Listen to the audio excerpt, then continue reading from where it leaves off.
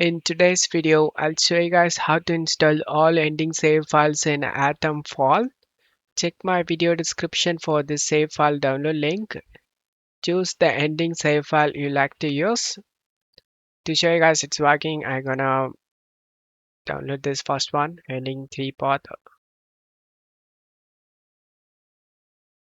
Once download done, select the folder icon, right click on the downloaded file and select WinRAR and select open with WinRAR.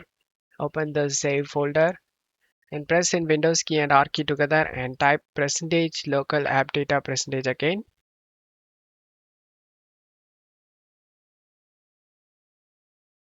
Click on OK. Open this Atomfall. Open PC profile saves random number. And in here you can able to see your lost save file. This is a manual save. If you haven't done any manual save, you need to open the game and press the escape key and manually save the game. And you can able to see these lots number in your save location. Whatever number you have lost, you need to drag and drop to desktop because this is a manual save. And now drag and drop these files inside this save file. Replace the file destination.